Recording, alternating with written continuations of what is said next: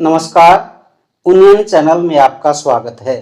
आज की शैक्षणिक वीडियो में मेरा टॉपिक है हमारी बदलती पृथ्वी। हमारी बदलती पृथ्वी पर बहुत भू आकृतियाँ बनी हैं। वे कैसे बनी, आओ इनके बारे में कुछ अध्ययन करते हैं। स्थलमंडल की परत भूपृष्ठीय तथा ऊपरी मेंटल से मिलकर बनी है। यह स्थलमंडल अनेकों प्लेटों में विभाजित है, जिन्हें स्थलमंडलीय प्लेट कहते हैं। ये प्लेट हमेशा धीमी गति से चारों तरफ घूमती रहती हैं। प्रत्येक वर्ष केवल कुछ मिलीमीटर के लगभग ये प्लेटें क्यों घूमती हैं? पृथ्वी के अंदर पिघले हुए मैग्मा में होने वाली गति के कारण घूमती हैं। पृथ्वी के अंदर पिघला हुआ मैग्मा बहुत ही धीमी गति से वृत्तीय रूप में घूमता रहता है। इसी तरह प्लेटें भी हमेशा धीमी गति से चारों ओर घूमती रहती हैं। पृथ्वी की गति को उन बलों के आधार पर दो भागों में विभाजित किया जाता है। नंबर 1 अंतर्जनित बल और नंबर 2 बहिर्जनित बल। नंबर 1 अंतर्जनित बल, जो बल पृथ्वी के आंतरिक भाग में घटित होकर पृथ्वी की प्लेटों में गति पैदा करते हैं, उसे अंतर्जनित बल या एंडोजेनिक फोर्स कहते हैं। अंतर्जनित बल कभी कभी आकस्मिक गति उत्पन्न करते हैं, जिससे भूकंप, ज्वालामुखी व भूस्खलन आते हैं, और कभी कभी धीमी गति पटल विरूपण बल करते हैं, जिनसे पर्वत निर्माण होते हैं।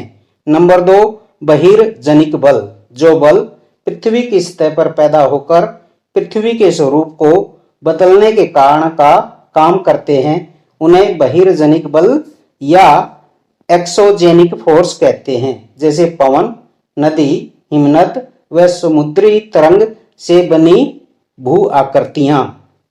अंतर्जनित बल से बनी 3 आकृतियां हैं।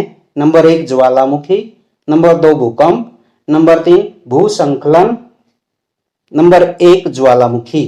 ज्वालामुखी भूमि की सतह पर एक छिद्र या बड़ा सुराख होता है, जिसमें से पिघले हुए पदार्थ, गैसें तथा राख बाहर निकलती है, उसे ज्वालामुखी कहते हैं। नंबर 2 भूकंप। स्थलमंडलीय प्लेटों के गति करने पर पृथ्वी की सतह पर पैदा होने वाला कंपन भूकंप कहलाता है।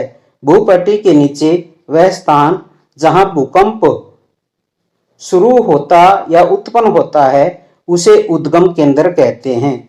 उद्गम केंद्र के भूसतह पर उसके निकटतम स्थान को अधिकेंद्र कहते हैं। अधिकेंद्र के निकटतम भाग में सर्वाधिक हानि होती है, और अधिकेंद्र से कंपन बाहर की ओर तरंगों के रूप में गमन करती है, जहां दूरी बढ़ने के साथ भूकंप की तीव्रता धीरे धीरे कम होती जाती है। भूकंप का मापन एक यंत्र से किया जाता है, जिसे भूकंप लेखी कहते हैं। भूकंप की तीव्रता रिक्टर स्केल पर मापी जाती है। जिस भूकंप की तीव्रता 2 या उससे कम होती है, उसका प्रभाव नहीं के बराबर होता है। जिस भूकंप की तीव्रता 5 होती है, वहां वस्तु के गिरने की क्षति होती है। जहां की तीव्रता 6 या अधिक होती है, वह बहुत शक्तिशाली हैं, और जिसकी तीव्रता 7 या उससे अधिक होती है, वहां सर्वाधिक शक्तिशाली समझा जाता है। भूकंप की भविष्यवाणी संभव नहीं, परंतु स्थानीय लोग कुछ सामान्य तरीकों, जैसे जानवरों के व्यवहार के अध्ययन से, तालाब में मछलियों की उत्तेजना से व सांपों का धरातल पर आने से संभावना अनुमान लगाते हैं। भूकंप के समय सुरक्षित स्थान, जैसे रसोई के काउंटर या मेज के नीचे दीवार के कोने में खड़ा होना चाहिए। नंबर 2 भूकंप के समय हमें आग वाले स्थानों या कांच वाली वस्तुओं के पास नहीं खड़ा होना चाहिए। नंबर 3 भूकंप जागरूकता व आपदा प्रबंधन का अभ्यास करना और करवाना चाहिए। नंबर 4 इसका सामना हमें विश्वास से करना चाहिए। भारत में भूकंप 26 जनवरी 2001 को भुज गुजरात में 6.9 तीव्रता का आया था, जिससे जन धन संसाधनों की बहुत हानि हुई थी। भूकंप तरंगे 3 प्रकार की होती हैं। नंबर 1, प्राथमिक या प्राइमरी वेव्स, इन्हें पी भी कहते हैं। ये सबसे तीव्र गति वाली तरंगे हैं। इसमें ध्वनि तरंगों की भांति अणुओं का कंपन तरंगों की दिशा में आगे पीछे होता है, अतः ये अनुदैर्ध्य तरंगे कहलाती हैं। ये ठोस, द्रव और गैस तीनों में से पार हो जाती है। नंबर 2, द्वितीय या सेकेंडरी एस तरंगे, ये केवल ठोस माध्यम से ही गुजर सकती हैं, अतः ये बाह्य क्रोड से आगे नहीं बढ़ पाती।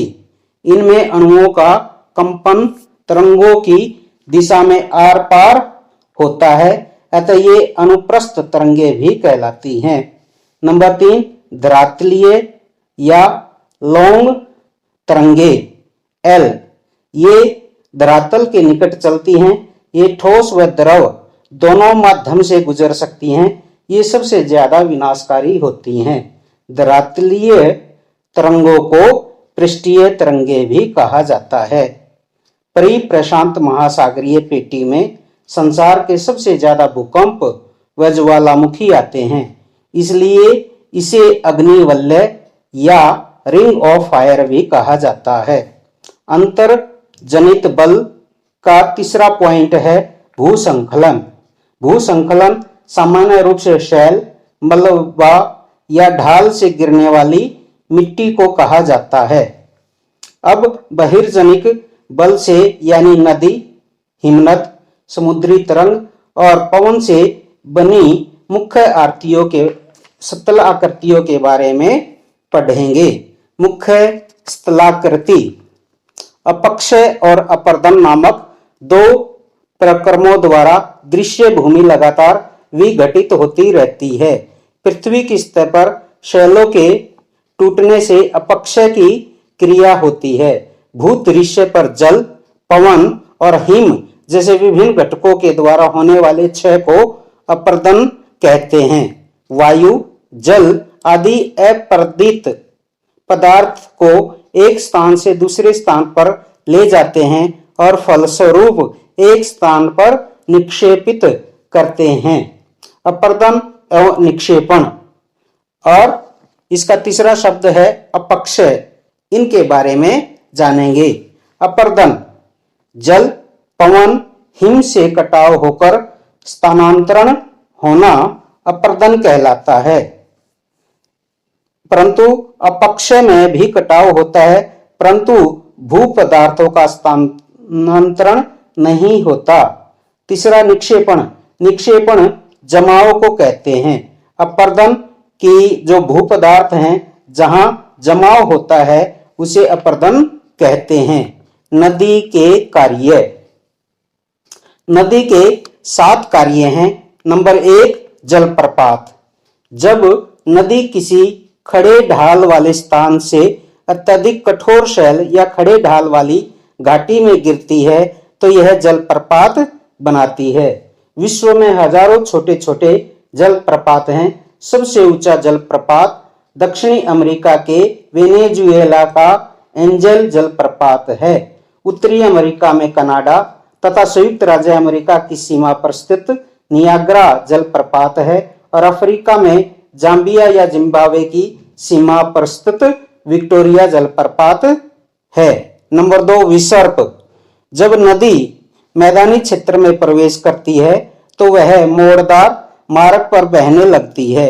नदी के इन्हीं बड़े मोड़ों को विसर्प कहते हैं, यानी सांप की तरह विसर्प कहा जाता है। नंबर 2, चाप झील। जब नदी अपने विसर्प मार्ग को त्याग कर सीधा रास्ता पकड़ लेती है तब नदी का शेष बचा भाग चाप झील या गोखुर झील कहलाता है। नंबर 3, कभी कभी नदी अपने तटों से बाहर बहने लगती है, फलस्वरूप निकटवर्ती क्षेत्रों में बाढ़ आ जाती है। बाढ़ के कारण नदी के तटों के निकटवर्ती क्षेत्रों में महीन मिट्टी एवं अन्य पदार्थों का निक्षेपण करती हैं।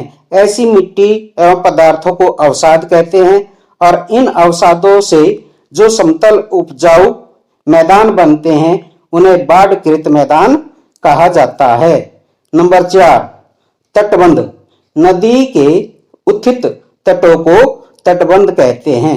समुद्र तक पहुंचते पहुंचते नदी का प्रवाह धीमा हो जाता है तथा नदी अनेक धाराओं में विभाजित हो जाती है, जिनको वितरिका कहा जाता है, यानी मुख्य नदी से कटकर बनी आकृति वितरिका कहलाती है। और इसके बाद डेल्टा। सभी मुहावनों के अवसादों के संग्रह से डेल्टा का निर्माण होता है, जो त्रिभुजाकार होता है। गंगा से सुंदरवन, सिंधु नदी से कैंटीबंदर, नील नदी से चापाकार का डेल्टा बनता है। इसके साथ भारत की कावेरी, महानदी, गंगा और ब्रह्मपुत्र नदियों से भी डेल्टा बनते हैं। हिमनद से बनी स्थल आकृतियां। हिमनद क्या है?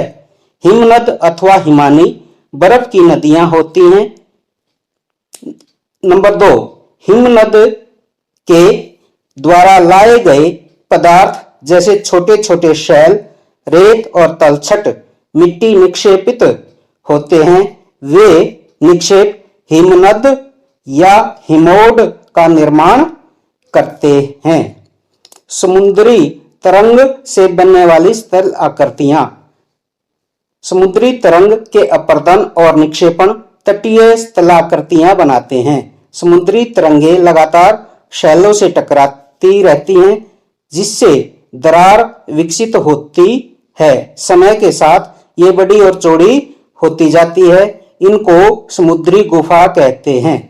इन गुफाओं के बड़े होने जाने पर इनमें केवल छत ही बचती है, जिससे तटीय मेहराब बनते हैं। उसके बाद स्टैक।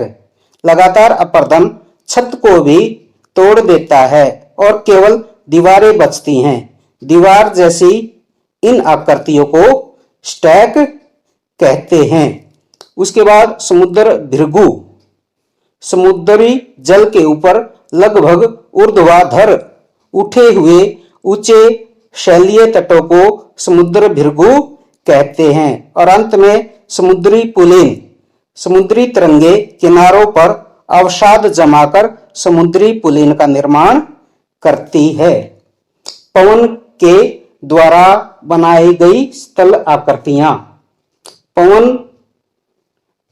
अपर्दन और निक्षेपण का प्रमुख कारक है।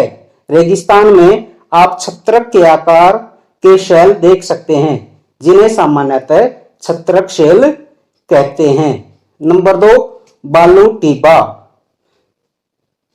बालू टिब्बा पवन शैल के ऊपरी भाग की अपेक्षा निचले भाग को आसानी से काटती है, इसलिए ऐसी शैल के आधार पर संकीर्ण व शीर्ष विस्तृत होते हैं। पवन चलने पर यह अपने साथ रेत को एक स्थान से दूसरे स्थान पर पहुंचाती है। जब पवन का बहाव रुकता है तो ये रेत छोटी पहाड़ी बनाती है। इनको बालू टिब्बा कहा जाता है। Number 3, loess. जब बालू कण महीन और हल्के होते हैं तो वायु उनको उठाकर अत्यधिक दूर ले जा सकती है। जब ये बालू कण विस्तृत क्षेत्र में निक्षेपित हो जाते हैं तो इसे लोएस कहते हैं। चीन में विशाल लोएस निक्षेप पाए जाते हैं। इस अध्याय में हम जिन प्रश्नों के उत्तर देंगे, नंबर 1, अंतर्जनित बल से बनी आकृतियां कौन कौन सी हैं। नंबर 2, भूकंप के बारे में विस्तार से जानकारी देकर इसके 3 प्रकार भी बताएंगे। नंबर 3, नदी से कौन कौन सी स्थल आकृतियां बनती हैं। नंबर 4, हिमनद से बनी आकृतियां यानी हिमोड की परिभाषा देंगे। नंबर 5, समुद्री तरंग से समुद्री गुफा, तटीय मेहराब, स्टैक समुद्र भृगु, समुद्री पुलिन और पवन से छत्रक शैल, बालू टिब्बा, लोएस, इन सभी की परिभाषाएं लिखेंगे व याद करेंगे। शिक्षित भारत, उन्नत भारत। जय हिंद, जय भारत।